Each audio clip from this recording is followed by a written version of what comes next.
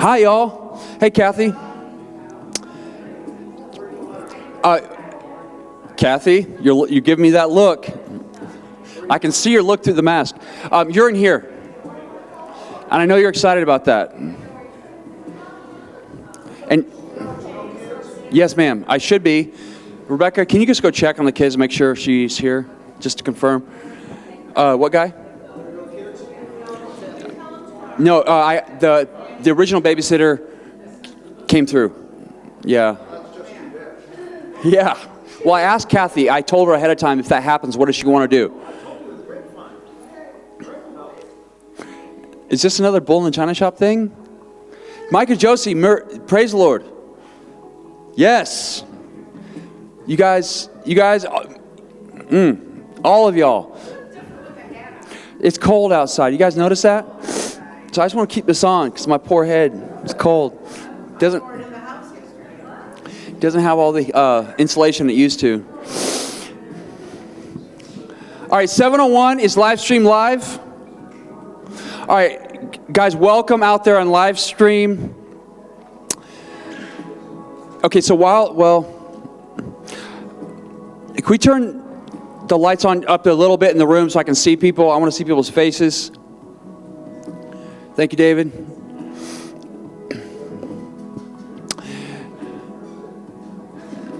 Maybe the chandeliers a little bit. Guys, tonight it's gold. And there's a lot of it. I'm so happy you're here because I just can't wait to share this with you. It's good. Just so good, and it's building. And it's just so practical, real life. Tonight I just can't wait to share this with you. So I'm kind of stalling a little bit, give people a chance to come. Some people are sick or have children that are sick. So we got a lot of people on live stream tonight. And David, I'm going to need you to pay attention to the comments on the live stream, probably at the beginning of this, because I'm going to ask a question. And for the people out of state, of course, you guys can answer. Want to give out a shout out to Lily. I know she's probably not watching, but just been thinking and praying about you today, Lily. All right, let's kill the music. Kill the music. Kill it. We got to get to work. And Mary, we expecting anybody else? No, she's not feeling well. Okay, was she on live stream? Okay, good. So welcome again, all you live stream people, all you live people. Amy, I didn't get a chance to get back to you, so can we just chat right after maybe? Okay, man, I meant to. I don't know what happened. What? There's no dead people in here. He's throwing me for a loop, guys. Guy does that. Guy's skilled, and he gets great pleasure. And I get pleasure from him getting pleasure. So, all right. We good, Rebecca? Okay. So, David, here's where I need you to pay attention. Like, can I just get a couple? Well, maybe Jackie might be enough. I want to ask a dangerous question. We'll do this really quickly. Can you just give everybody a piece of paper? So, I got to ask a quick question. But first, I want to remind you, hey, if I didn't start the group text chat because I only got like 2 phone numbers, I believe. So it may be because by the end of the night when you're supposed to write down your phone number, we're way a million miles away with other things we're thinking about. So I just thought I'd pass out a piece of paper. If you want the group chat, no pressure. If you want to be on the group chat, like today, I really wanted to text because I was so excited about tonight's session. But I'm committing to text everybody what the reminder, the affirmation is every day, and I'll begin week 2, Thursday. I'll begin that tomorrow if I get enough interest, okay? So, here's the question, and here's the dangerous idea. We all realize how structure is helpful for us as humans, right?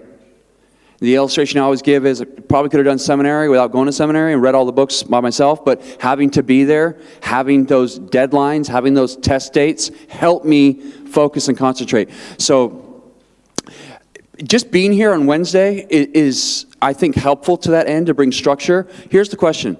I want to ask you and present a possible trade to you guys. And I really, this is the first time we're doing it, so I'm just thinking about what works best for everyone. So David, I'm hoping I'll get some responses on the comments. If I do, if you'll make a note of those so no one's forgotten. I'm just wondering, is it A, more healthy to be here for the sake of structure and accountability? Or B, is it better to everybody do live stream at home so you can do the questions and exercises in the comfort of your own home without wasting the time of commuting? And if we went to, and some of you that might be okay, and I'm thinking now at this point that might be a good option for some people because all I want is what's best for you guys. And then what I would ask for in return, this would be bonus points, no pressure, is if, and this is a big ask, if we could do a week 9 where we maybe just pass the mic and I could just hear the good and the bad, the positive and the negative from the class, what you got out of it, just to encourage one another, make a connection with one another.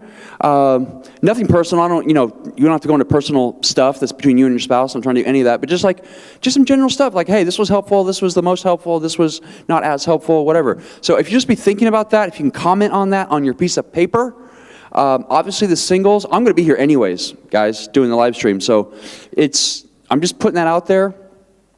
If you can comment, I want to do it, serves the majority. So, and then a lot of people are sick and such, and that's happening. And then, don't forget your phone number if you're interested. I promise not to sell your phone numbers, by the way, or use them for any other purpose besides this class, okay, without prior permission from you. That's my commitment. All right. So I'll just give you a second to fill that out if you're so inclined. Anybody need a piece of paper or pen? We're all good? Social Security number, home address. Visa, MasterCard. Don't forget the 3 digits on the back. Do you want to do live stream at home with a 9th session where we come and talk about each other, we sit in a circle and just talk about what we got out of it? Or do you like the structure of being here? I assume then you're not proposing like doing a Zoom meeting. No, we don't do, no. We try to avoid Zoom whenever possible. I'm not a big fan of Zoom, but it is helpful in certain situations. Jim? We did live stream last week, and it's not on YouTube until after the fact. And full-time web page and on Facebook, it kept pausing. We had to come back. We just stopped, gave up, and just watched it the next day on YouTube. Oh, that's a heartbreaker. Okay, that answers my question right there.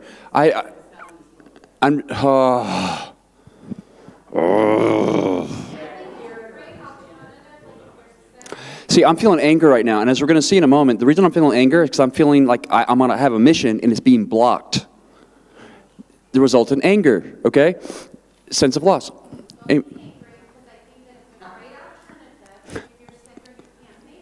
Yeah. Thank you, Amy. It's frustrating. Yes. And I'm wondering if the problem's on your end or our end. I'm assuming our end. Did you watch it on TV? Did you put it on your TV? We had it on the computer, and we tried the TV. We tried the iPad. Okay.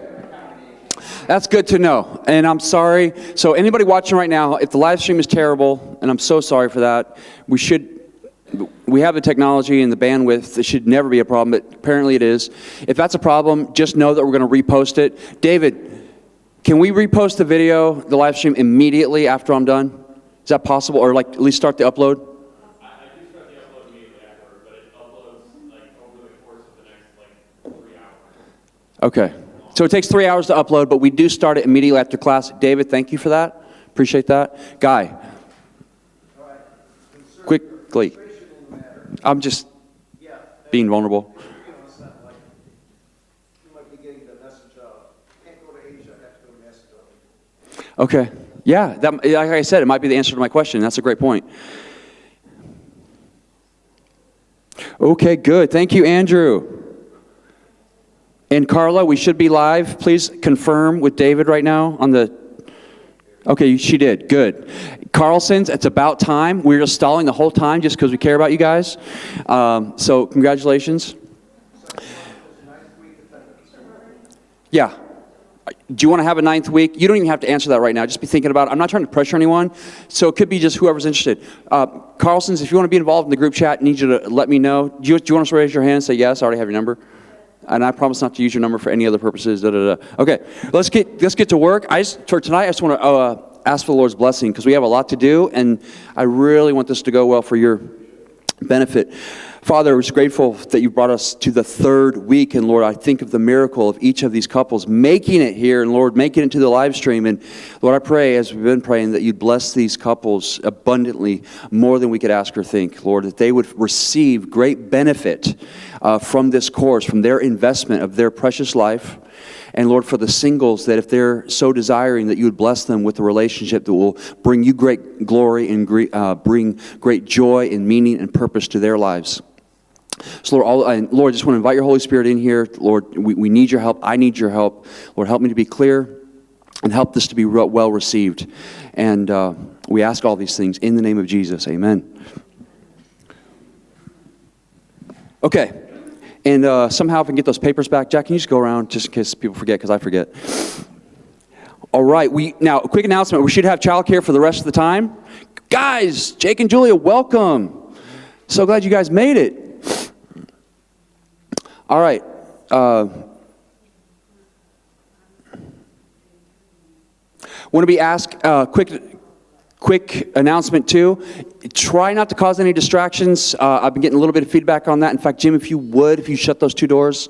If there's any distractions happening during the talk, I will not know it because I'm so focused.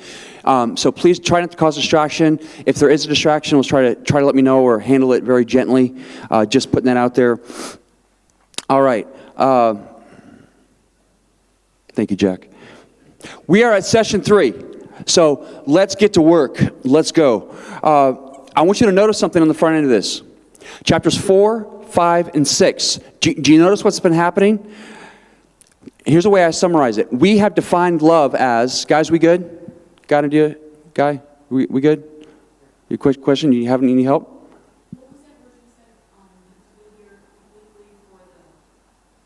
Live stream? Oh, yeah. Structure. Good, Mary. We have defined love as being, and there's multiple facets to love. There's the idea of choice, like covenant. There's the idea of built-in necessity of self-sacrifice. But as far as the explicit idea of feeling loved, we have defined it as to be seen, known, and understood. To feel seen, to feel known, to feel understood. That being said, notice what Gottman has been doing in chapters 4, 5, and 6. Chapter 4 is all about knowing your spouse.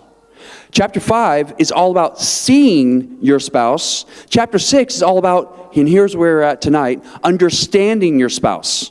How cool is that? That Gottman has understood our definition and has actually been explicating it through these chapters. I just thought that was super cool. So if we go through the exercises, the necessary result is going to be we feel seen, known, understood. Both y'all, okay? So that's just so, and so here's I've been meditating on, quick side point. Sometimes in some contexts we say, I love you, right? And even to people outside of our family, we might say, I love you. And here's the thing. Here's my question, just to get us thinking. If you can't see someone, if you don't know someone, if you don't truly understand them, do you love them? Can you even love them? You know what I mean? So just something to think about. We need to allow ourselves to be loved. That's what kind of in the direction I'm going. So here's this concept. It's so important. I can't stress it enough. And here it is. Bids for connection. Bids for connection. What do I mean by bids? Let's call it requests for connection. And oftentimes we miss these where our spouse or another person, because a lot of these principles apply outside the marriage relationship, we're asking for connection with the other person. That's all we're doing. And it's missed oftentimes because the words we're using to communicate that.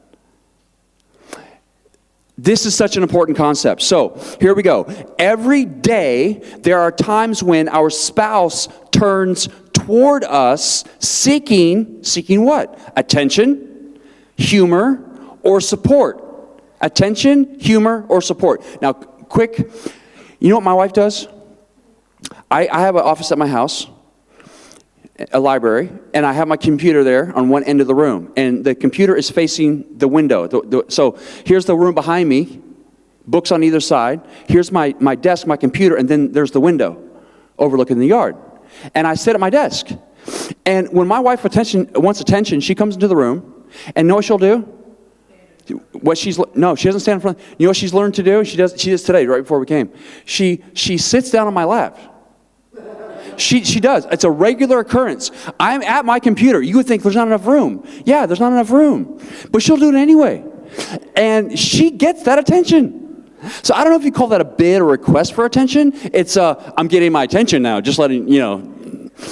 But it's effective. Now, I can respond to that in one of two ways. I can be irritated because guess what? I can feel anger, because anger, as Gottman's going to say, is what we often feel in response to having our mission feel blocked, like we can't get there. And this definitely applies to me. Like, I'm focused on my mission. Don't get in the way of that. So, but you know what? I can respond to my wife sitting on my lap, and she wants to talk about her day, whatever. And I've learned, you know what? Just give in. Give it to her. Give it to her. It's going to be better for everybody. And you know what? I enjoy it. So the result is we have a tighter, closer bond as a result. Now, I could fight, I could get angry, like, hey, Rebecca, I don't have time for you right now. But you know what? Rebecca will always remind me, the Lord was never in a hurry. And that just gets me every time.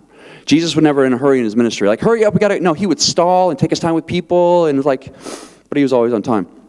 All right, so there's these things called bids for connection, where our spouse, throughout different times of the day, is seeking attention, affection, humor, or support. These are called bids for connection. I'm repeating that because I want you to remember it. We respond to these bids for connection by either turning toward our spouse or turning away. When we turn toward our spouse in response to their bid for connection, we are attuning. Gottman says, we are attuning, we are connecting with them. That is a huge part of our relationship, connecting, okay? When we turn toward, so we got to notice them, and then we got to respond the right way, by turning toward. When we turn toward our spouse in response to the big connection, we are attuning, we are connecting with them. Turning toward them is the basis of trust, emotional connection, passion, romance. So why should we think there's going to be romance at the end of the day, say on date night, if we've been missing all these bids for connection? So all those bids for connection and us turning towards, that's foreplay. It really is. That's exactly what it is, and it's necessary. So mark it down. These bids come in the form of little things and big things. So Gottman has found, check us out, that successful marriages turn toward their spouse in response to a bid for connection, say 86% of the time, while couples that ended in divorce had a turn away response, a turn toward response only 33% of the time. Okay?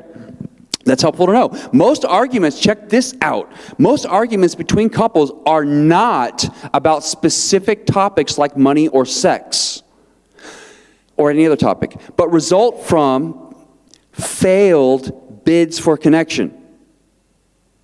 Each time partners turn toward each other, they're funding what Gottman calls an emotional bank account. They are building up savings that, like in a bank, can serve as a cushion when times get rough or we face major conflict. Because they have stored up an abundance of goodwill, such couples are less likely to teeter over into distrust and chronic negativity during hard times. Now, next one's simple. The first step in turning toward each other, check us out, it's so simple.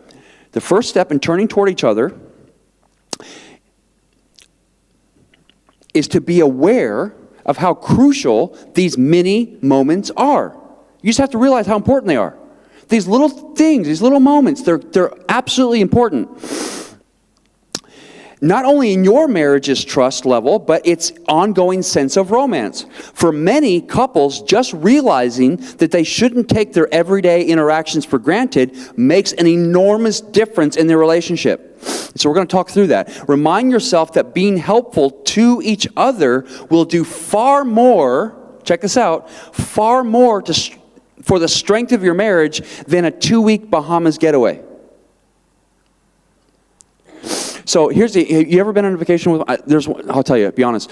There was a time when, my wife's family lives in South Carolina, so we go down there from time to time. I've gotten to the point where I prefer to drive than fly. We got to Kentucky, and I told her I was missing all her bits for connection. I was just, and I literally told her, we're turning around and going home.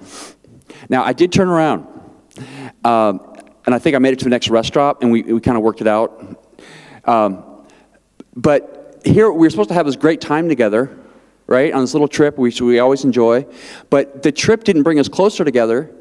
It brought us further apart. Have you ever had that experience?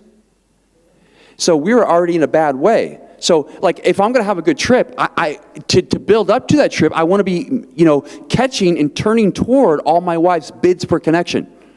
Because otherwise, I'm going to have this overarching sense of negativity that every little thing on a road trip is going to be blown out of proportion, and I'm going to find myself being so immature saying I'm turning around and actually do that. Thankfully, she talked me out of it. But I've grown so much since then, okay? It wasn't like that was last summer or anything. No, it wasn't. Many people think that the secret to reconnecting with their partner is a vacation by the sea. But a romantic outing only turns up the heat, in a good way, if a couple has kept the pilot light burning by staying in touch in the little ways. And again, you may not, at this point, even know what the little ways are. We're going to flesh that out, okay? Many people, one figure of turning toward each other is that sorry, that's not the right word. It's so easy to accomplish. It only takes a small gesture to lead to another and then another.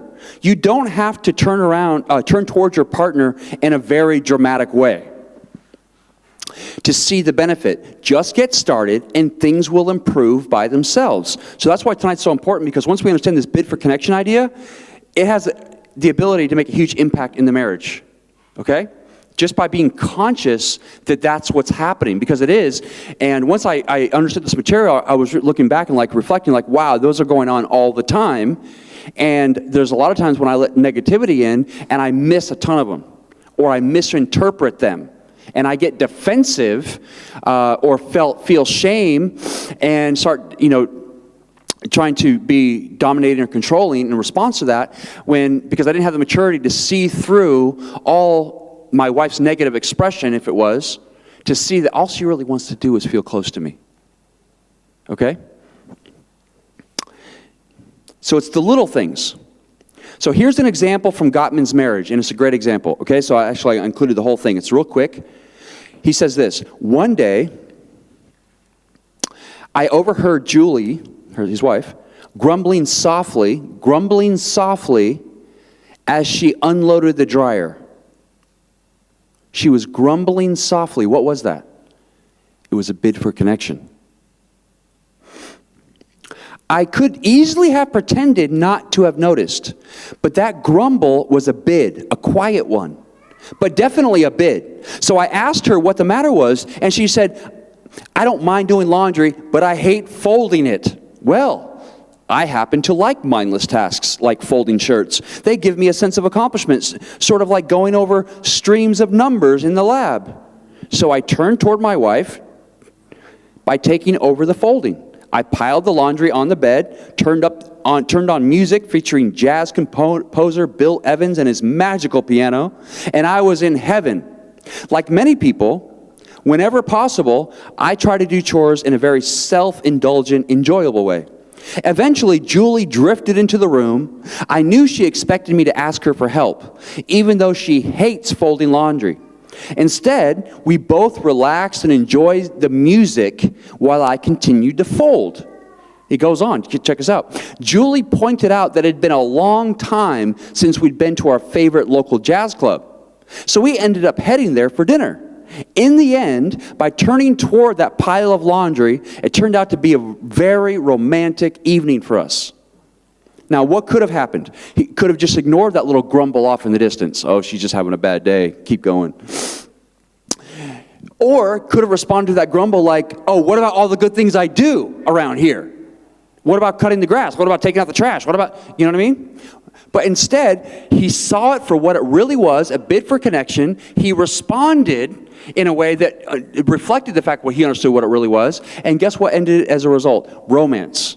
Instead of, sleeping on the sofa. That's where it could have ended, right? In the doghouse.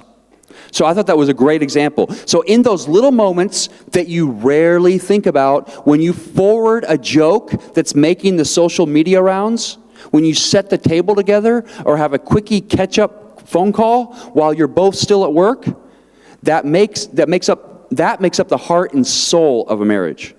Having a surplus in your emotional bank account is what makes romance last and gets you through the hard times, bad moods, and major life changes. Page 91. So every time you make the effort to listen and respond to what your spouse says to help him or her, you make your marriage better. Every time you turn towards to help, support, emotional support, we're going to talk through that, it just makes your marriage better. And that stuff adds up. It's the idea of you can flood a room just by turning on a faucet with a drip. Eventually it's going to build up, right? Those things build up and end up having a dramatic effect. So there's two obstacles Gottman mentions to turning toward. Two obstacles. And maybe one of these you wouldn't have thought of. Number one, missing a bid because it's wrapped in anger or other negative emotions. A bid is being made for connection, but it's wrapped in negativity or anger. Now, when someone expresses anger to you or negative emotions, does that make you feel warm and fuzzy? You just want to support them and, just be there and be helpful? No, so that's our knee-jerk response, is to turn away when someone's being negative towards us, right? But we have to love them enough where we can see through that. Like, that's not what's going on. And I don't have to take that personal. And I don't have to get defensive. Because, you know what? Bless her heart, she's struggling right now. Do you see what a dramatic difference that would make? Man. So, sometimes, and especially if a relationship is going through a rocky period, a spouse may not recognize when the partner is making a bid for connection because it comes out sounding negative. The partner then reacts to the negativity and misses the hidden plea. For example, Lena says to her husband, Carl, in exasperation, it would never occur to you to clear the table, would it? Carl doesn't hear Lena's bid, please clear the table tonight. Instead, he hears criticism, the first horseman. So it's no surprise that he responds with defensiveness. Well, when do you ever fill the gas tank?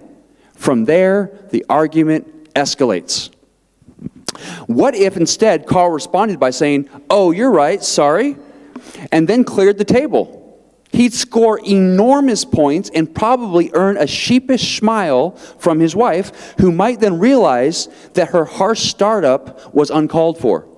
Similarly, say Carl wants Lena to come to bed, but she's returning emails. His bid is, please come to bed with me. But it comes out as, you're dealing with emails now? You had all night. If Lena focuses on his plea and not his tone, she has the opportunity to respond positively. Hey, you know what? Good point. I'll be right there. Now that is counterintuitive, right? We have to be intentional and build some maturity muscles to see, get in the habit of having that lens. Like, oh, they just want to be close to me right now. And when you can see that, then you're like, oh, they just need a hug. They just want to spend time with me. They just want some emotional support. They want to be in a relationship. We're married. Yeah, let's do that. So that can be a game changer.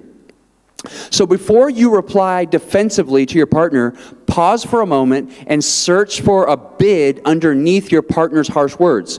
Then focus on the bid, not the delivery. Focus on the bid, not the way the bid is delivered. Okay? You're going to get a dramatically different result. If you find it difficult not to react defensively, first take 5 really deep breaths, counting slowly from 1 to 6 as you inhale, and then slowly from 7 to 15 as you exhale. Then say to your partner, I want to respond to you positively, so can you please tell me what you need right now from me? You know, and that seems like a great idea, considering that sometimes we're asked in a relationship to read each other's minds. Can you tell me, I really want to know. If wrapping bids and criticism is a habit in your relationship and negativity is scrambling the signals between you, work on softening your startup. And Gottman will give us some help later in chapter 9. So, work on softening your startup. So you're making a bid. And okay, so some contempt is built up. And so you're placing that bid, you're couching it in negative terms. But you still want what you want, right? In that moment. And you still need what you need in that moment, right? So if you really want it, try softening the startup. And say, it's going to be better for you, it's going to be better for your spouse. And you might actually it could lead to romance. So try it out. I definitely believe you'll get dramatic results. So he's going to help us. He's going to go into way more detail on that. It's so good in chapter 9. Some more good stuff is coming up. So that was number 1. Missing a bid because it's wrapped in anger or other negative emotions. Number 2, lastly, being distracted by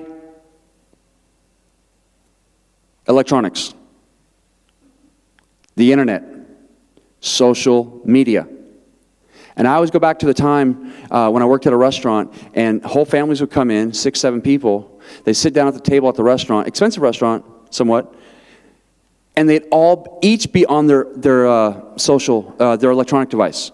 And I would just watch them from afar, and there was no talking going on whatsoever. They're the quietest table. You know what I mean?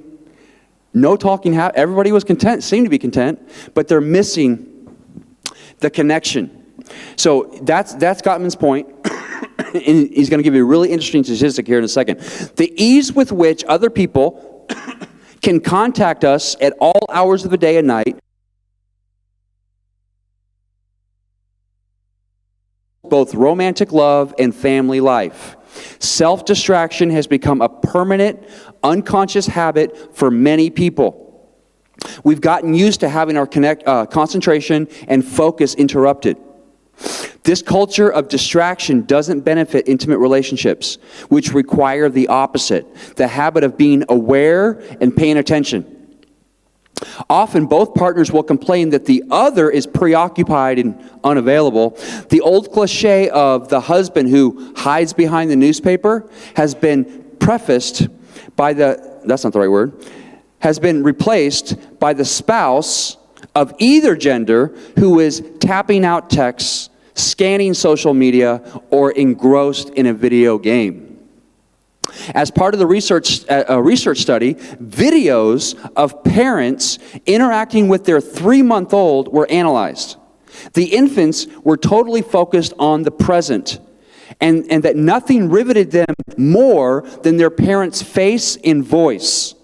But the parents, check us out, the parents didn't always realize when their babies wanted to play. Why? Because young infants operate on a much slower time scale. For example, if a father stuck out his tongue at his newborn, the baby might imitate him, but not until a minute or 2 later, because this feat takes great effort for a little baby. Only the parents who continued to focus and play patiently with their newborn had the pleasure of witnessing their child's amazing imitation, which was really a form of communication. So this illustrates how important focused attention really is. So if you miss out on something with our baby, that would be so precious, right? So imagine you say a word to your baby, and then you get distracted and you go into the other room and you miss their first word. Something like that. So you can imagine what we miss when we're so distracted And it keeps the conversation shallow. Because I've noticed in my marriage, in order to get to the deep stuff, it takes some time to get there. I could say a lot more about that. So sometimes couples unconsciously use devices as self-distraction during marital conflict when they are anxious about communicating, or as a way of stonewalling. So it can be like, okay, this is feeling stressful, I'm going to fight or flight, so I'm going to get on my phone. And they just unconsciously do it as a way of escape. Okay, that's one possibility. Usually, though, using devices as distraction is not deliberate. It's just become a habit. It's just a habit. The best solution is for the couple to acknowledge this has become a problem and to establish rules of etiquette that work for both of them. Establish some boundaries, some rules. Okay, here's my concerns. Here's your concerns. Okay, let's come up with a solution that includes both sets of concerns. And then we'll let that be the rules for our relationship in the house. Okay? And it's a way of loving and respecting each other. So we talk through it. So later in chapter 10, Gottman references a study that found that a group of young professionals in Los Angeles only engaged in conversation with their spouse, guess how much? On average per week. Guess how much? At most, 35 minutes a week, and it was largely about running errands or taking care of the kids, picking up the kids, stuff like that, minutia. 35 minutes a week, it's only about minutia. How well are they connecting? It was really, like, you get to the point, if that were to continue over time, you get to the point where you don't really know your spouse anymore. You know the old version of them, but we're always changing, aren't we? So it's like your software needs to be updated because it's like out of date, like it's not functioning anymore. So couples must establish rules of etiquette that include a ban on texting, checking email, or other, check it out, he calls it cyber crimes. Cyber crimes. So a ban on texting, checking email, other cyber crimes. During, guess when? Mealtime. Mealtime, that's for your time of connection. Of course, date night, or when either of you needs to talk. Now that's some just really good, practical, but short and sweet structure he's given us, right? Okay, so during mealtime, anytime we need to talk, date night, okay? Let's put the phones away. Is anything that's going to show up on that phone going to be more important than your spouse? Now, your kids in an emergency might be a legitimate reason, okay, for sure. But just think about, of all you're encountering, how much of that is really more important than connecting with your spouse? And then we can ask further, like, so how important is your marriage to you? You're missing out. Okay, so we have all learned that turn off our devices when? At the theater. And hopefully at church. So I think it's the AMC theater. They give a whole commercial on, please turn your phone off. You're being an annoyance to everyone. And they do it in a fun cartoon way, right? And I see a lot of phones come out. It's been a long time since I went to the movie theater, but a lot of phones come out like all over the theater because we all forget. And I'm glad because guess what? It's hard for the rest of us to focus, right, our attention over time when people are on their phone. And so you can see how that would apply to having a deep conversation with our spouse. Okay, so that's a really helpful thing. That was the second reason. We miss bids for connection. So if my wife's pouring out her heart and I'm on my phone, or more likely I'm on my computer, our marriage takes a hit. I found that my wife, her soul, she needs that connection with me. And so I'm not keeping my vow when I fail to give it to her. That's why I let her sit on my lap when I'm working anytime she wants. But don't tell her that. Okay.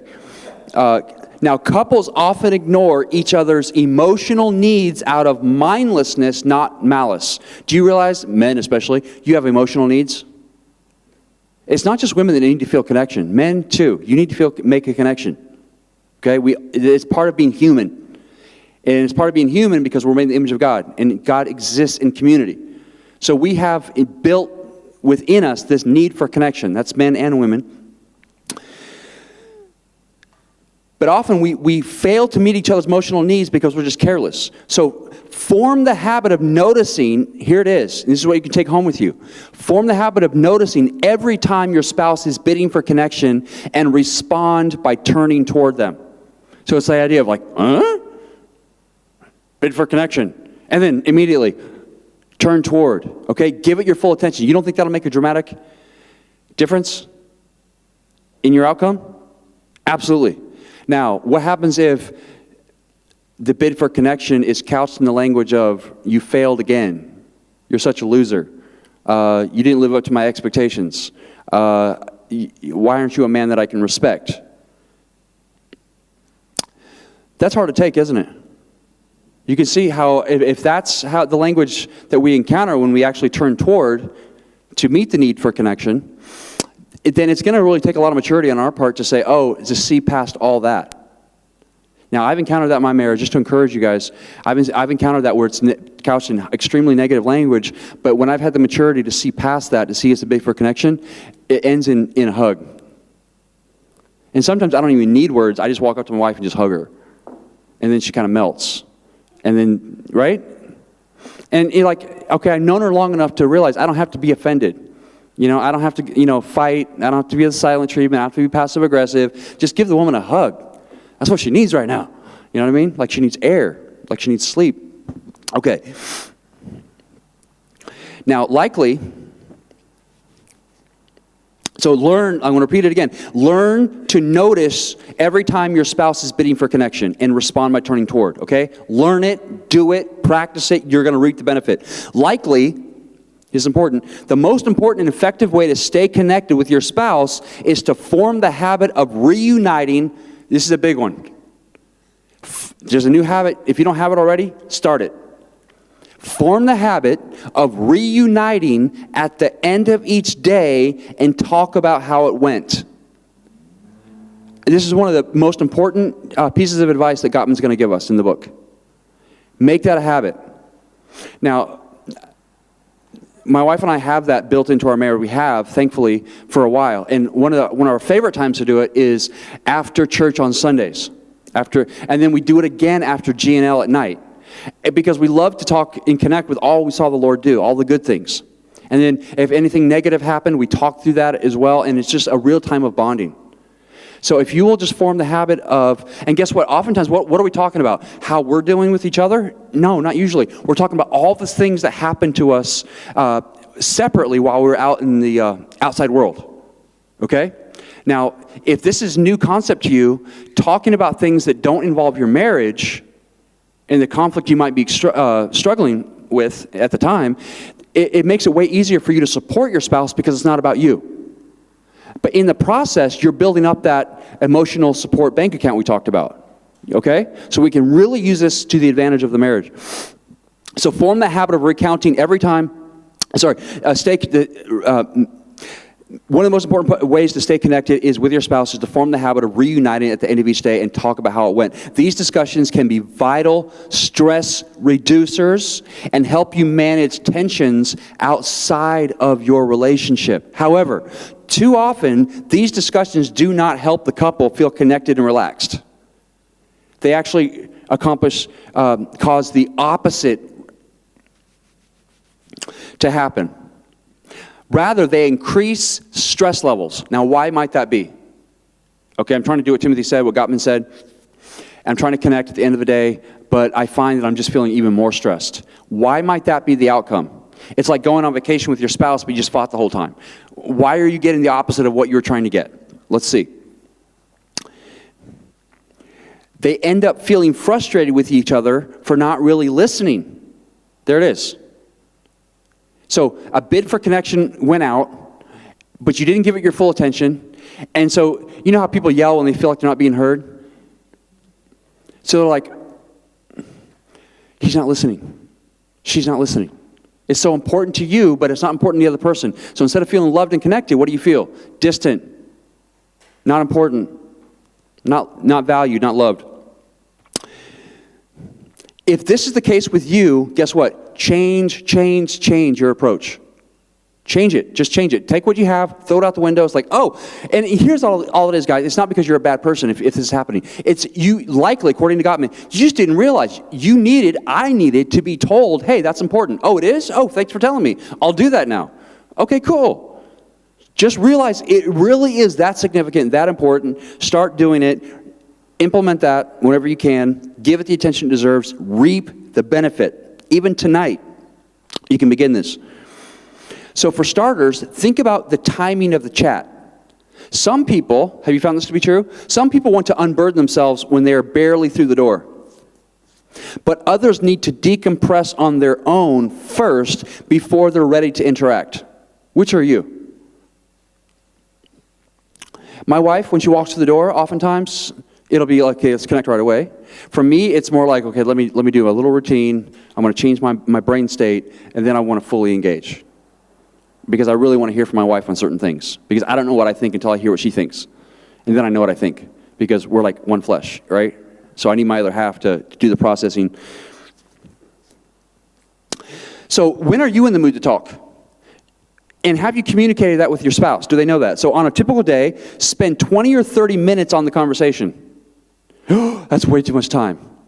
That's not even the length of time of a sitcom, right? On TV, on NBC. So... And see if this is an ongoing investment, you're going to have an amazing marriage. You're going to feel closer to this person like you didn't know was possible. It's huge payoff.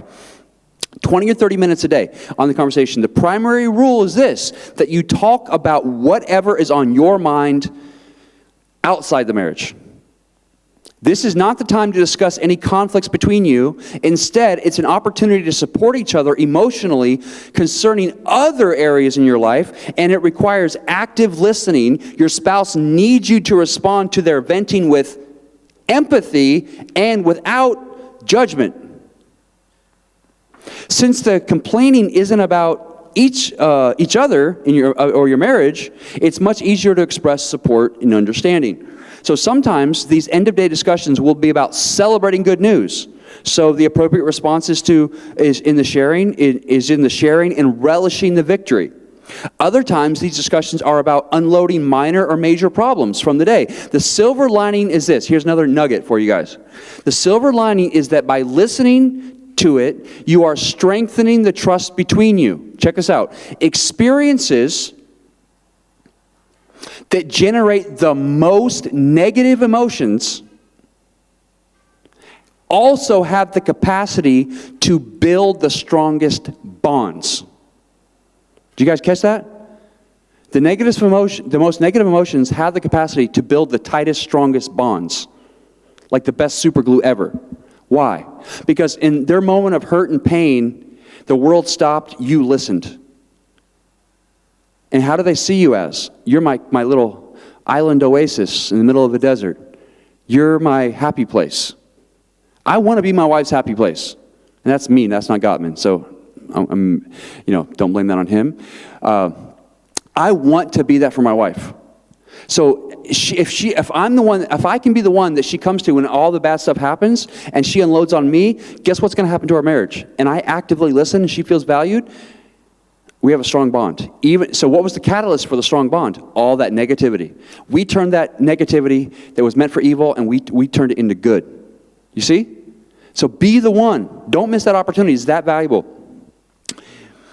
In some cases, one or both partners find it uncomfortable to discuss each other's feelings.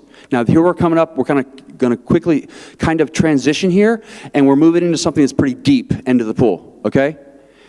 And I'm so glad that Gottman's covering this. So check us out. In some cases, one or both, you feel very uncomfortable when your spouse is discussing their feelings, let alone their negative feelings. And that begs a question. We need to stop and say, why might that be? And you could be, and we'll see this later, you could be completely oblivious to the fact that you're feeling tense and stressed and like closed off and feeling like you're about ready to go into flooding, like adrenaline's raising up and you just want to kind of flee. You could be oblivious to that. So maybe that has nothing to do with your spouse. Often, Gottman says, the uneasiness is rooted in childhood prohibitions against expressing negative emotions. Now, we're not saying that's everybody, but certain cultures in certain families growing up, it was unwritten rules. Okay? And these unwritten rules are passed from one generation to the next, to the next, to the next, to the next. And it's just whatever we grew up with is the norm. Okay? And again, just kind of to lessen any tension, if anybody's feeling defensive here, the negativity that parents pass on to children, I have great compassion for those parents. You know why? Because it was passed on to them. They're only doing what they know. Okay? So we need to see that in light of its overarching context. But it's just awesome when one generation can actually grow enough or understand enough where they can stop and realize the pattern and say, wait a minute, I have the opportunity to do something different. And you say, well, if that ship has already sailed, like my kids are already grown, you have the opportunity to go back now. And those kids are going to have so much respect, because so often when kids go back to the parents, they're blamed, or they experience blame or denial from the parents. So the ship has not sailed, is all I'm saying.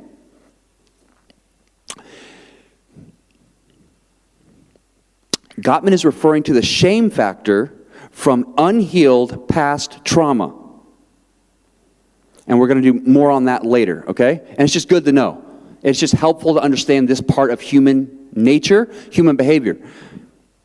So I hope you find it helpful, not accusatory, okay? Please, that's not what it's about. So there's stress-reducing conversation. And he gives us some tips on this. Number one, to have a stress-reducing conversation, not a stress-increasing, causing conversation. Take turns. You don't want to be the dominator of the conversation. Have you guys experienced the frustration or stress when one person does all the talking and you can't get a word in edgewise? And what do you eventually do? You give up. And now, if that happens, is that a person you can't wait to talk to again? I have to watch this because I can talk too much with people. Like, I'm just too overzealous to help, and so I can end up just talking too much. I tell myself, okay, Timothy, stop talking. And I tell people, I'm going to stop talking now to have some accountability. So I will stop talking because I told them I have to. So please hold me to that. But take turns. Each partner gets to be a complainer for 15 minutes. 15 minutes. Okay? So start your timers. One of you in the relationship might have to start your timer, okay? In a nice way. Number two, show genuine interest. Don't let your mind or eyes wander. Hello, guys. Back at the ranch. Hello, I'm talking here. I'm pouring out my heart here. Eyes can't wander. Mind can't wander. Maybe you're really good at putting on a mask and it looks like you're intently listening, but you have no clue. Stop that. Okay? Stop it. That's sloth, right? Do whatever you got to do. Figure out why you're doing that and stop it. 3, don't give unsolicited advice. Don't try to fix the problem. Change how your partner feels. Don't try to change how the partner feels or rescue them. Instead, don't do something. Just be there. Just be there. Now, my dad's a chaplain in the police. And he taught me, one of the most important things I do as chaplain, he calls it this. He calls it the ministry of presence. What do you do if you're a chaplain and you show up and a beloved teenage son has just hung himself in the closet? Or there's a 5-car pileup and with multiple casualties. And the family's showing up and they're beside themselves. What do? Are you going to fix the problem there? Are you going to tell them some magical truth or quote a verse to them? Is this going to solve everything? So what do? They're crying. You tell them, hey, stop crying. They'll be okay. The ministry of presence. Be there. Be the shoulder for them to cry on. And don't interrupt the crying process, please. Okay? Ministry of presence. So the opposite of that is giving unsolicited advice. And I always put it this way. Take 2 verses and call me in the morning. All right, bye. No. People need time. They need to pour out their hearts. So don't do something. Just be there. Your spouse must know that you fully understand and empathize before they will be receptive to any suggestions. Okay? What is this? This is people don't care how much you know, and that includes your spouse, until they know how much you care. So if you rush in to fix the situation so you can move on, what do they feel like? They weren't looking for the solution. They were looking for the what? The emotional connection, which the solution was irrelevant to that, right? At least on the front end. So don't give unsolicited advice. Number 4, communicate your understanding. You may be the quiet type, but you need to respond verbally with things like, I'd be stressed out too, or I can see why you would feel that way, or hey, I get it, or I wish I could have been there with you. 5, take your partner's side.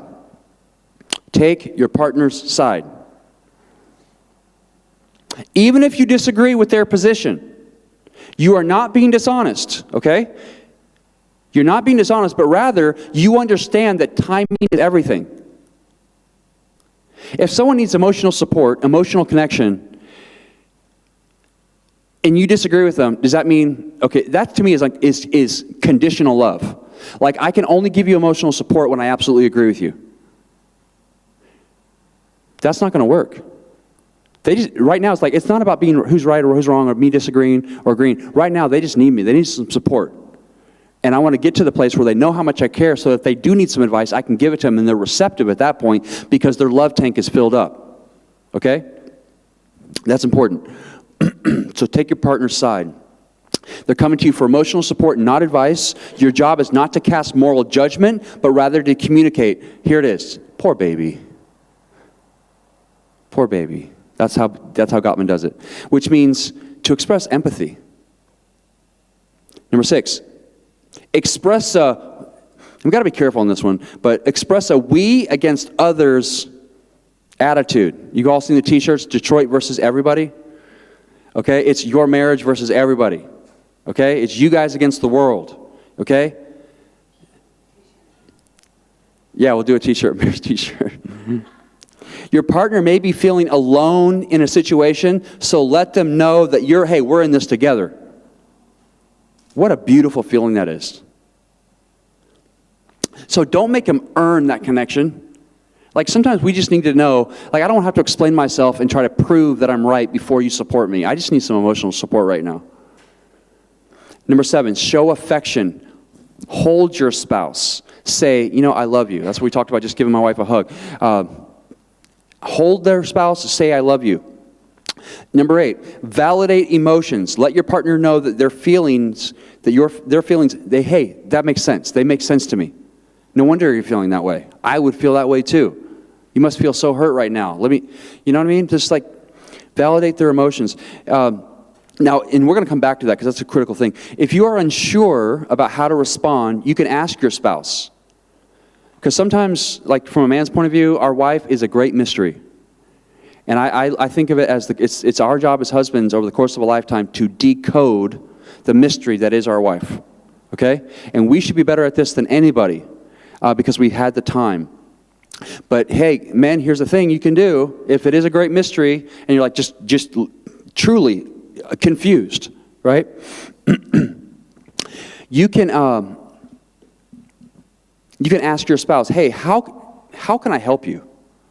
Do you need me to just listen, or do you want me to help you brainstorm about what to do next? You can just ask, hey, do you need me to just listen right now, or do you want to brainstorm about what to do about this? And wives, if you get that from your husbands or vice versa, just tell them what you need. And you may not even know what you need because you're oblivious to it, because you're not really good at this point about tuning into your own emotions. So take a moment and think about it. But usually, 9 times out of 10, I would say, the person just needs to be heard. Okay? So and here's, Gottman gives an example, and say at pages 100 to 101, he gives a don't and a do. I'm just going to give you the don't, and you can take time to read the do, but it's a conversation between Hank and Wanda. And this beautifully illustrates our point. Hank, I had another terrible meeting with Ethel today. It's a coworker. She keeps challenging my knowledge, and she has been going to the boss telling him that she doubts my competence. I hate her. Wanda, the wife. I think this is another example of you flying off the handle and overreacting. I've seen her be very constructive and reasonable. Maybe you're just being sensitive to her concerns. What was that? That was criticizing, and that was siding with the enemy. Now, how connected do you feel? Like, oh, wow. I have an enemy right now, and you're on the side of the enemy. Is that worth it to your marriage? Like, just, Hank, this woman's out to get me. Wanda, that's your paranoid streak coming out. You've got to try to control that. Hank, forget it. How much connection was there? Now, it's possible that Wanda's right. He's being overly sensitive, just being paranoid. That's a possibility, right? We could say. But is he ready to hear all that right there? Is there a whole completely different way to say the same thing and he feels supported and loved and connected? Absolutely. And Gottman's going to give you that on page 101, 102. Now we're going to transition to what I said earlier about something that's, to me, really important. And this is the idea of coping with your spouse's sadness, fear, and anger. Especially if you're newlyweds, like you go into a marriage and if your spouse begins to communicate to you deep sadness, deep fear, deep anger, you may have no clue how to respond to that. You may have never encountered that. In fact, the only reference point you have to seeing deep sadness, fear, or anger might be a parent that you're, scared of or something, like worst case scenario. So what do you do for that? Sometimes couples have a hard time listening to each other express their negative emotions even when they aren't the target. So a spouse is communicating negative things to me. I'm not the target, but yet I find it very difficult to even deal with that. I start to feel overwhelmed. Why is that? The result is one of you shuts out the other's appeal for emotional support because you don't know how to handle it. And the result is you not knowing how to handle it is they don't feel connected to you.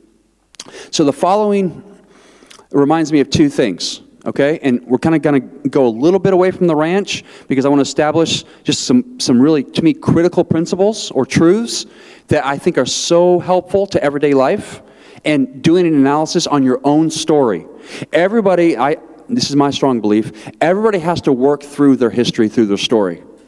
Okay, and there's a lot I mean by that, and if you want to know more, please come see me. But to that end, what Gottman's saying here in this section, say around page 102, reminds me of a couple things. Number one, most people's fear is rooted in their inability to tolerate their own emotions. Let me say it again. Most people's fear is rooted in their inability to tolerate their own emotions. That's true a lot of the time. What do I mean by that? For instance, I'm afraid of confronting someone, and that someone might be my spouse, because I'm afraid of how it will make me feel. I'm afraid that I'm going to feel emotions that I'm not going to be able to stand. And so what am I going to do? I'm going to run from the situation, which is going to cause more problems instead of running to the situation, because I'm afraid of how it's going to make me feel. Thus, when one spouse tries to communicate their negative emotions, it triggers what? So my spouse comes to me, communicating, trying to unload these negative emotions from the outside world. But what ends up happening, it triggers negative emotions in me from my own past that I've been unwilling to face. That's a possibility. Because I'm oblivious to it, and we'll talk about why we might be oblivious to it, I don't realize the connection. I just know I'm stressed and frustrated. And if that happens enough times, I begin to associate stress with my spouse. Like maybe I begin to feel tension, and we talked about previously the idea of, sitting in the driveway, not wanting to go inside the house because it's a combat zone. And at that point, your marriage has become a torment, Gottman says. So, number two, sometimes kids learn, okay, check us out. Kids learn that they have to, in order to connect with their parent or parents, that they have to connect with their parents in order to survive, but simultaneously they learn to disconnect from themselves. That's a possibility. That's just one scenario, okay? I'm not trying to put anybody in a box. So I'm just trying to help us to think through this. This is the idea of, okay, you know what? I've seen it true. I think the example I gave recently was a home where a kid has asthma because everybody smokes around the kid. What's happening there?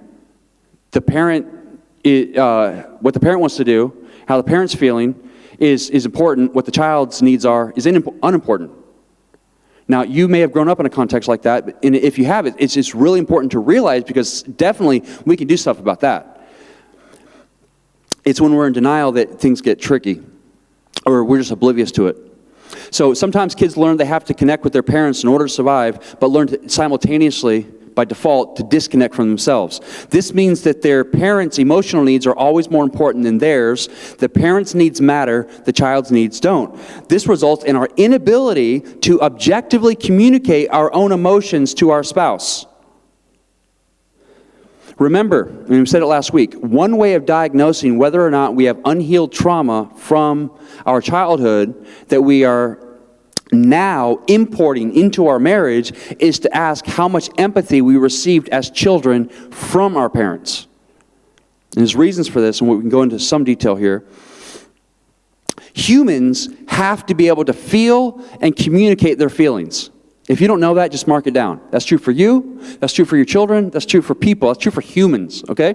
Humans have to be able to feel and communicate their feelings to feel loved. Now, quick example, quick aside. If a church culture, an environment where there's certain things, topics that are taboo, off limits that we can't talk about, and there's certain things, say, that are called sin, and a person feels like they're committing that sin, but it's taboo, it can't be talked about because the person feels like they're going to be shunned, are they ever going to be able to communicate what they're feeling and experiencing? Is the church cut itself off from the ability to love someone in that situation? And maybe the most important thing that kid, that person, adult, whoever, needs is love.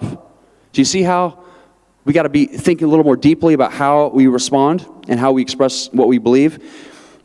Sorry, that was a pastor of me going there, back at the ranch here. Now, if feelings we are not allowed to feel and or communicate become the burdens of shame and pain that we carry sometimes for the rest of our lives. So feelings and emotions that can't be expressed get carried as pain, get carried as burdens. Okay, that's just how it works. That's how humans work. So we should quickly import these truths into the way we do parenting. Parents need to learn to distinguish between a child being naughty and a child who is simply communicating their emotions and feelings. Those are two distinct things that can happen in the same event. When the latter is happening, a child's not being naughty per se, they're just communicating their emotions, and maybe those are negative emotions. When the latter is happening, parents must take the time to listen, to empathize, and acknowledge their child's feelings and emotions. Doing so does not mean that you're co-signing on any of their surrounding naughty behavior, but rather it's providing for your child a strong emotional foundation and a deep sense of being loved that they will carry with them for the rest of their lives. It is one of the most important ways that you can bless your child. So imagine just to get our heads wrapped around it, a child whose feelings, like, they can't talk about their feelings because when they talk about their feelings, they're told they're being bad. And then then you compare that to a child who, when they're feeling some negative emotion, the parent realizes it, they stop, and they let the child move through the cycle of that set of emotions. They fully hear it, and so there was a release for the child, and now they're moving on to something else. Now they're going back to the playground. Right? They came back from the playground because they're crying, their knee got skinned, they felt rejected by the kids and bullied, but they got to unload that on mom or dad. They felt empathized with, and their emotion completely switched back to the playground. They feel empowered to go back, for instance. That person, now both kids are going to take whatever they got into the relationship now. Now the latter, is going to assume they're loved, is going to be really comfortable with communicating feelings and really comfortable imitating their parent and hearing the feelings of others because they've seen what it looks like, okay? Versus the first kid is not even going to really be in touch with their feelings. And my wife will do this sometimes. My family was awesome growing up, but we weren't really touchy-feely types. And forgive me, Mom and Dad, if you're watching, but not that I never felt unloved. I always felt deeply loved. But my wife will ask me sometimes, how do you feel about that? And I'll honestly say, I don't know. Good, bad, indifferent? I don't even know how I feel about it. Give me 72 hours. I'm going to try to process this. And if she keeps at me, I get frustrated because I just can't give her an answer. So that's helpful to understand. So that's a way you can bless your child. That's a way you can bless each other. And if you're having a hard time blessing your spouse by being able to listen to their negative emotions, there's some opportunity there. Okay? No one's here being cursed, guilted, or shamed. It's opportunity. Because you could make some changes, work through some processes, get a completely different outcome that you thought was not possible in your life. Okay? It's opportunity, I got to tell you. Now, meanwhile, back at the ranch, that was all precursor to set up this very important quote from Gottman. So please keep your thinking caps on. Check us out. Usually, this very common tendency to turn away from negative emotions is rooted in childhood. Now, clients will tell me that as children, they knew their parents loved them, but they didn't show it very often. They were raised in families that frowned on negativity and offered little or no comforting. Feeling or expressing fear or sadness meant you were being a wimp. A child's expression of anger was seen as a moral failing, a sign of disrespect, or even an indication of mental illness. Growing up in such an environment can teach you to compartmentalize your emotions so that you become a self-reliant problem solver. I see this with kids all the time. Say we pick up in Detroit, they have to become so resilient because self-reliant rather, because who else is going to take care of them? So, for instance, an extreme example would be they learn to be thieves breaking into abandoned homes just to find shoes to wear. Okay, they can't go to mom and daddy for shoes. They have to find some way to get shoes themselves. And that becomes the norm. Now, what happens to a person who becomes so self-reliant that they bring that into the marriage? What happens?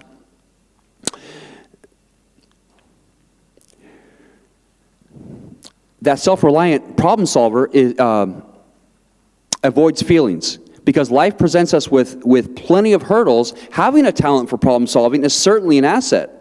But in order to achieve real intimacy, you also need to be there for your partner to see the world from his or her perspective and to empathize with their negative feelings. If either of you finds it challenging to cope with the other's expression of emotional pain, the following tips will help. Okay? So I feel like what Gottman's doing right here is he's not per se going into how to heal the pain or shame from your childhood. He's telling you, okay, in real time now, back at the ranch, here's some things you can do if you struggle to respond well to your spouse. He's not necessarily trying to tell you how to fix or heal, is a better word, the root cause. But he's trying to say, okay, now here's what you can do while you're getting healing, let's say. So number one, acknowledge the difficulty. If that's you, tell your spouse, hey, I really find it difficult to talk about the negative stuff. And I'm not sure why, I'm figuring that out, but I'm just letting you know I struggle with that. And that can go a long way to improving the situation, just letting them know. Number two, self-soothe. And he's going to get into this on page 180 in chapter 9, so we're going to kind of come back to that. The idea of self-soothing. My wife came home today, she said, I feel all the stress in my body, that I can't release it. And I said, where? She's like, in my arms. And she pointed to her forearms. And I said, you know what? I just read the self-soothing exercise again. So let's go through that. And I said, lay down, either sit down in a comfortable chair or lay down on the floor with your back on the floor. And she did, and she went through it, and she found it I said, how do you feel now? And I led her through it, and I read it through it, and she did each part. And I said, how do you feel? She says, I feel a lot better. It really helped. Thank you very much, right? So that is available, but there are alternatives. That's called self-soothing. So like instead of flooding and feeling emotionally and psychologically, physiologically overwhelmed, we can realize we're feeling that and then do an exercise in response and then come back to our spouse so that we're in a good place to be able to hear from them so we can make that connection with them. So you see in that process, there's all kinds of places where things can go sideways. You see? And so when we get a big picture of what's going on, this sequence of events, we can say, oh, that's what's happening? No wonder I'm responding negatively. No wonder my spouse doesn't feel connected with me. And we can calm down. Now, he gives other examples of what you can do to self-soothe that are way simple. But he says this, if things have escalated, and like say, for instance, you're feeling tension from the negative things your spouse is communicating that may or may not have anything to do with you, he says, don't think we'll take a break as soon as I've made my point. You ever get into that? Okay, so yeah, Gottman, I was reading Gottman, what Timothy was saying, like, okay, we're escalated, we need to stop and take a break. I'm going to do that as soon as I make my point. And what have you done? You've gone into the, okay, who's going to have the last word? And don't you want to have the last word? Don't you? Don't you want to have the last? Okay, as soon as I get the last point in, we'll close, we'll shut it down. We'll come back. Not until I get my pound of flesh, though. Okay, you guys look at me at deer in the headlights like you've never done this. Okay, great, just me. Fine. It's me. So don't think, hey, as soon as I make my point, we'll shut it down, because you'll end up never taking a break. Have you found this to be true? You end up never taking a break. So just stop, Gottman says. Just stop. Just say, okay, you know what? I don't need to make my last point. Let's just, hey. And we saw last week why we need to. 20 minutes at least. Let your spouse know that you're feeling flooded. The break should be at least 20 minutes, since it will take that long for your body to calm down. It's crucial that during this time, you avoid thoughts of righteous indignation and innocent victimhood. Spend your time doing something soothing and distracting, like listening to music, taking a walk, reading, or exercise, as long as you enjoy it and don't spend your time nursing your anger or sadness or rehearsing the verbal arrows you will launch after the break. You ever done that? Like, I'm going to get her so good. We're taking a break, but I'm getting all my arguments lined up, and I'm just going to launch this full assault on her as soon as she comes back, and she's going to say, oh, wow, you're right. Oh, I'm so glad you shared this enlightenment with me. It never happens. Okay? And see, that's the difference we talked about the week before, is the different physiological response between a man and a woman. A woman is able to self-soothe way easier than a man, statistically speaking. Where a man, during that 20 minutes, if he's not intentional, is just thinking about retaliation. And until he gets satisfaction, he can't calm down. I shouldn't say can't, because he can, but it takes intentionality, okay? Self-soothe. So, you go listen to music, you take a walk around the block, it's going to change your mind, your mental state. So check us out. If your heart rate exceeds 100 beats per minute, you cannot be able, you won't be able to hear what your spouse is trying to tell you, no matter how hard you try. So take a 20-minute break before continuing. You literally cannot communicate anymore. Communication is done. If it's over 100 beats per minute, just know that. It can only go bad. It can only go south, right? So knowing that, for me, super helpful. Like, oh, wow, this is one of those times. Oh, Rebecca, let's take a break here. I'm just like, can we come back at this? Give me 20 minutes. Make sure you come back, though. Now, that exercise, as I said, if you want to check it out, it's called self-soothing. And then he goes on to give a second exercise called soothing each other. We're going to get there eventually. It's on page 180 to 182. And also, here's another cool thing. If you guys are into gadgets or technology, Gottman recommends getting a pulse oximeter. You know what that is, a pulse oximeter? An inexpensive device that fits on your index finger and assesses your heart rate and other measures of stress. So choose a model that he says is FDA approved and can be programmed to alert you if your heart rate climbs above 100. 80 if you're an athlete. So imagine you spend $20 on this little device. It connects with to your phone. Every time you get into a conflict, you put it on your finger. You're like, okay, I'm ready. All right, let's do this. And then, it gets over 100 beats per minute, and your phone alerts you, and like, oh, wow, thank you for that information. You know what I mean? And you come back. It might be super helpful. I'm inclined to try it. Okay, I'm inclined to find out how often does it happen in Rebecca and I when we're having a difficult conversation. Like, 2 mornings ago? That was really challenging. Or it was yesterday morning. You don't even remember? Okay, great, good. It ended very well, though. It ended very well. So, number 3, remember the goal is understanding. Don't try to problem solve. I'm going to move quickly here. Just turn toward their bid for connection. 4, use exploratory statements and open-ended questions. You want your partner to talk. If your partner has a bunch of negative emotions especially, or they're feeling overwhelmed, you just want them to talk. Just get it out. It's got to go from the inside to the outside so they can let it go, lay it down. Okay? That's the process. And so you just want them to talk. So you ask open-ended questions, exploratory statements. There's a list of them. They're gold. So it would be like, tell me the story of that. I want to know everything you're feeling. Nothing is more important to me right now than listening to you. We have lots of time to talk. Tell me your major concerns here. I think you're being very clear. Go on. Tell me all your feelings here. Tell me more about how you're seeing the situation. Tell me the history of the situation. And then open-ended questions. Hey, what are your concerns? That's Gottman's favorite question. What are your concerns here? Can you tell me more about what you're feeling? What do you need from me right now? What mixed feelings do you have? What is your worst case scenario here? What makes the situation so difficult or stressful? Help me understand the situation from your point of view. What are the most important points for you? What are you most concerned about? If you could change the attitude of one key person in the situation, who would it be? Is there anything you would want to add? A person who's being asked those questions and then actively listened to, how do they walk away feeling? You see the power of that, right? It's obvious, okay? So fifthly, almost done here, don't ask why. When you ask the why question, the other person's likely to hear, so instead of saying, why do you think that, they're likely to hear, stop thinking that you're wrong. A more successful approach would be, what leads you to think that, or help me understand how you decided that. Now, the one I like to use is very simple. It's how so? Like with an empathetic tone. Hey, how so? Like, hey, I really want to understand that. Will you help me understand? It's not, hey, defend your position in the court of law. I'm a better lawyer than you. Okay? 6, bear witness to their pain. When someone's upset, they want to know their experience matters to you, so they don't feel alone. You can gift your spouse this gift by witnessing his or her distress, making it clear that you are there for your spouse, understanding and respecting their experience and perspective. So, wow.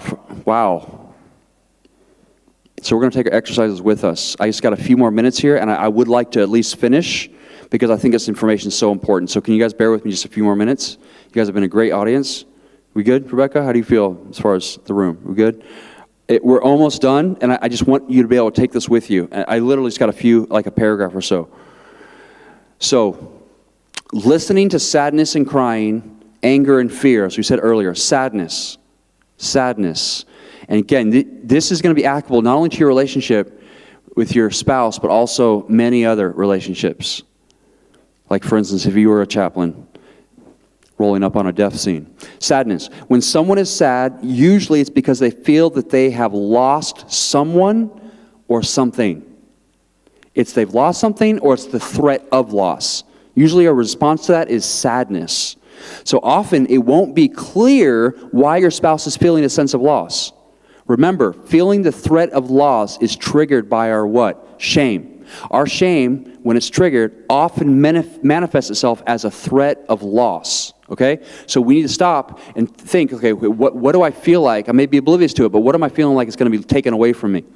So acknowledge their sadness, ask where the sadness is coming from, try to make the connection as to what they feel threatened about being lost. They may feel that they're losing a connection with another person, or losing a promotion at work, or losing something, etc.